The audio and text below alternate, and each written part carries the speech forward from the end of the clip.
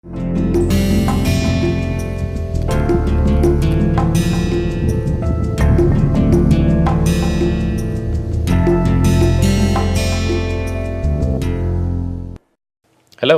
welcome to Fundamentals of Acoustics.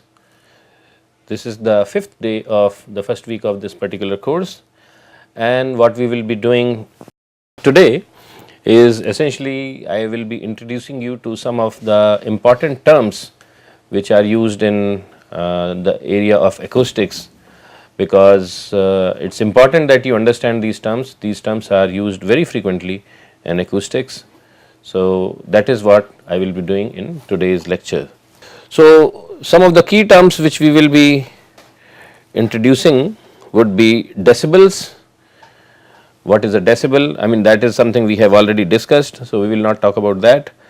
But some other terms are octaves, what is a decade, another term which is used very frequently is bandwidth, wave number, tones, and pink noise and white noise.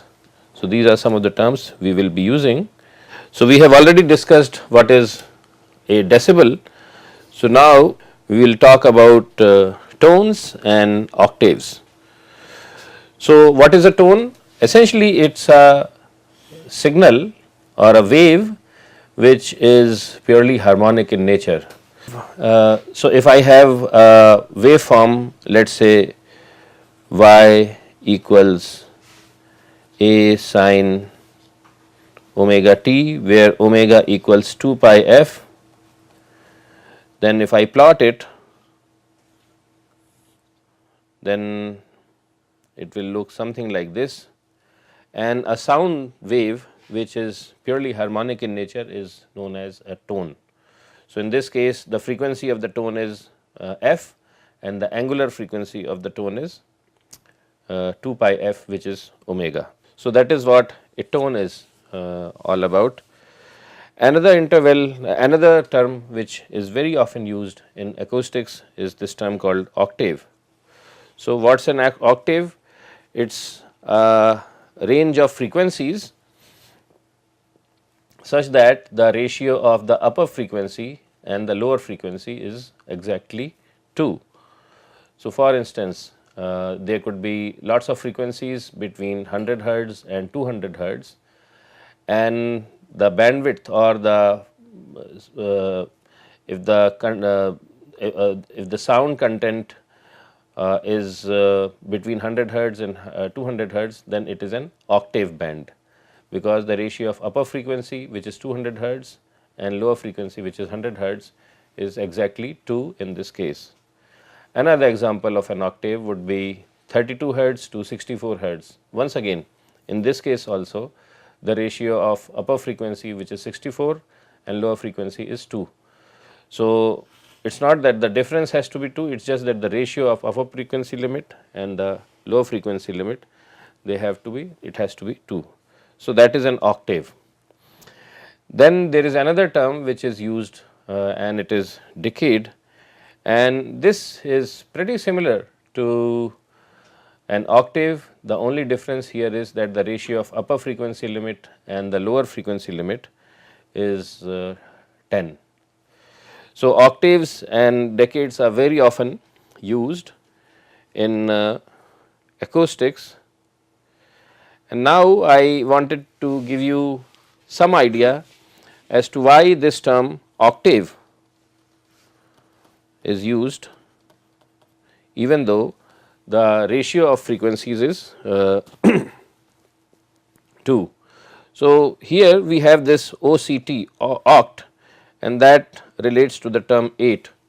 So, I just wanted to give you some idea where this term is coming from, even though for an octave the ratio of upper frequency limit and the lower frequency limit is 2.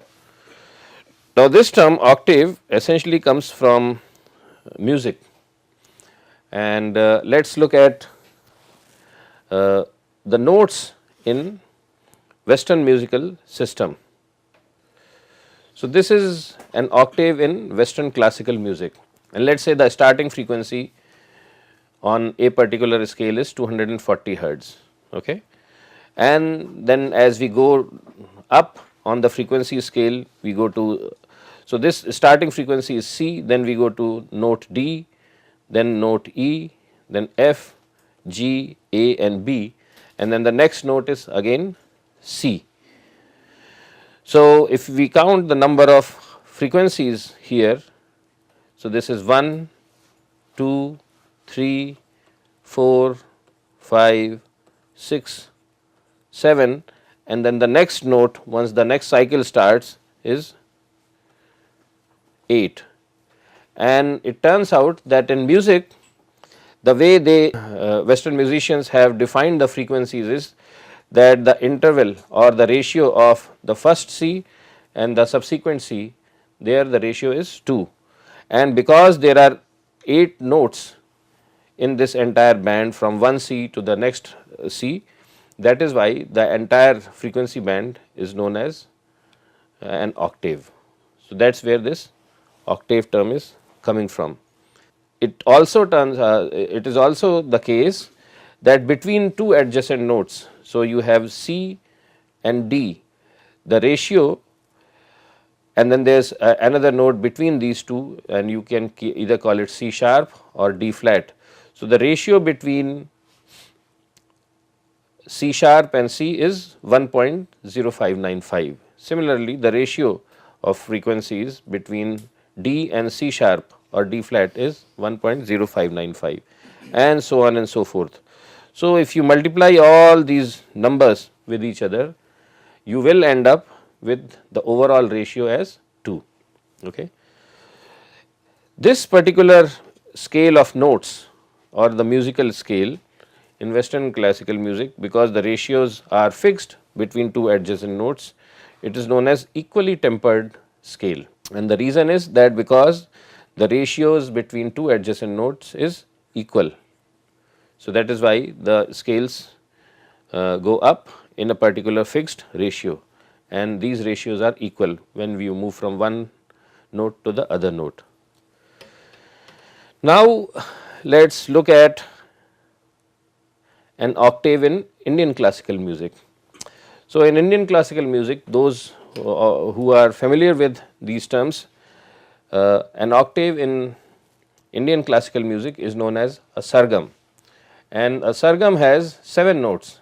We often call those notes as sa, re, ga, ma, pa, dha, ni, sa, and these are actually abbreviations of actual full terms. So, sa corresponds to this term called shadaj. So, the actual name of the note is shadaj and it is abbreviated as sa. Similarly, re is the short form for a note known as rishab. The note ga is the short form for the name Gandhar. The note ma is the short form for Madhyam. Pa is the short form for Pancham. Dha is the short form for Dhaivat, and ni is the short form for Nishad. So, these are 7 notes.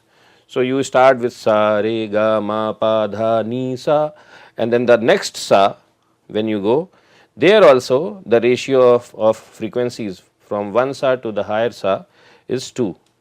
So, in Indian musical system also, the ratio of these two frequencies from one sa to other sa is 2, and there also there are 8 notes. So, there also it makes sense to call this entire scale as an octave, but there is a fundamental difference between an octave in an Indian classical music system and an octave in Western classical music system. So, in Western classical music system, what we had is we saw that the ratios are fixed between C and C sharp and D, and so on and so forth. In Indian system, the ratio from one sa to the next sa is still 2, but the ratio of frequencies from sa to re, re to ga, ga to ma, ma to pa, pa to dha, dha to ni is not necessarily fixed at factor of 2. Rather, the frequencies vary within a narrow bandwidth. So, this is the scale factor which you see here, and these frequencies are determined on the basis of how good that particular frequency sounds to the ear. So, in Western system it is the mathematics which is important. So, the ratios are fixed. In the Indian musical system, it is how pleasing the frequency is to the ear, and for that reason this particular scale of frequencies is known as just tempered scale. Just the term just is used because you can argue that this type of musical scale, because it is more pleasing to the ears, it does justice to ears. So, that is why it is known as just tempered scale. So, this is the reason why we use this term octave, and it was originally used in music, and the same term has now been adopted in engineering practice. Other thing I would like to mention about octaves is that even though I can go from, let us say, 3 hertz to 6 hertz, that would constitute an octave, 6 to 12, that will constitute another octave. But in general we prefer some specific bands, okay, because when we are in engineering world we try to standardize things. So, there are standard octave bands which are used. So, whenever we do measurements for automotive noise or analysis of human speech or whatever, we tend to use some specific frequency bands. So, what this table shows is that some of those standard frequencies. So, and these are the central frequencies. So, these frequencies are 1. So, the central frequency would be 1, then and if we are going up an octave scale, then it is 2, then 4, 8, 16, 31.5. So, here just see that there is a slight difference because we want to end up at 1000 hertz. So, from 16 we do not go to 32, but we go to 31.5, then again we double it. So, it is 63, 125, 250, 500 and 1000, and then from 1000 we can again start the cycle again. So, the next cycle would be 1000, 2000, 4000, 8000, 16,000 and so on and so forth. Okay. So, these are preferred frequencies, and the associated preferred octave bands will be 1 to 2, 2 to 4, 4 to 8, 8 to 16, 16 to 31.5, 31.5 to 63, 63 to 125, 125 to 250, 250 to 500 and 500 to 1000. One last thing. So, in an octave you have FU and you have FL. Oh, actually I should have written it in the other way. So, the lower frequency is FL and the higher frequency is FU. Okay. And then within these two frequencies there is a central frequencies, and I will call it FC. Now, we know that FU over FL for an octave is 2. The preferred frequencies in this column, they are the central frequencies. So, the central frequencies are 1, 2, 4 and so on and so forth. For this central frequency, if I have to calculate the value of FU, then it will be FC times 1.414. Okay. And so, this is equal to FU, and similarly FC divided by 1.414 is FL. So, the actual band corresponding to this central frequency of 1 would be 0.707 hertz to 1.414 hertz and so on and so forth, right. So, that is how we do this. So, it is important to note that these are not the upper frequencies or the lower frequencies. The frequencies which are listed here, they correspond to FC, which is the central frequency. frequency. Okay. So, this concludes our discussion on octaves, and similarly we can also construct decades. The next thing I would like to talk about is a bandwidth. So, we have already discussed what is a bandwidth, right. It is a bunch of frequencies lying between an upper limit and a lower limit.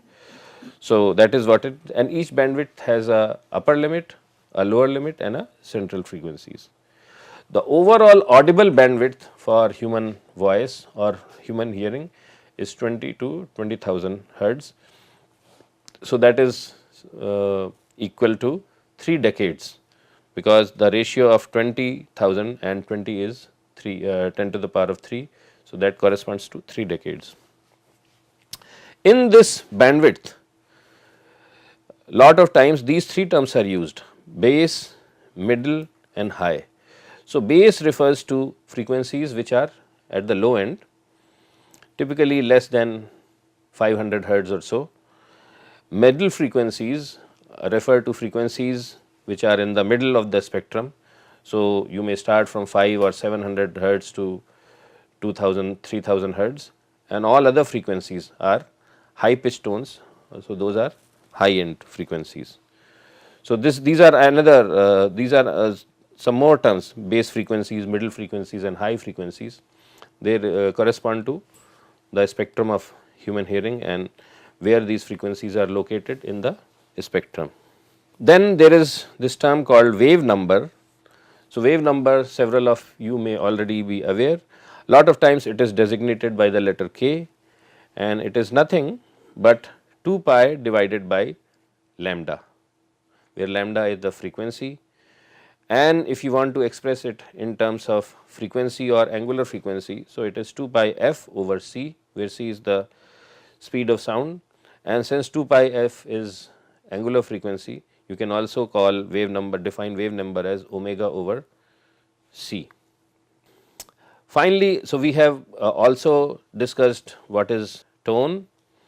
Another term which is very often used in acoustics is this term called noise. It is noise. So, mathematically or from an engineering standpoint, noise is unwanted sound, and typically it has all sorts of frequencies into it. Okay. So, it is a mixture of all frequencies, and there are different types of noises, and the categorization of these noise is based on the ratio of amplitude of different frequencies which are contained in the noise. So, if you have white noise, there is one particular type of noise known as white noise. This noise is such that for a given bandwidth, it has equal power within a fixed bandwidth for any central frequency. Okay. So, that is what is white noise, or in other terms you can say that it has constant power spectral density.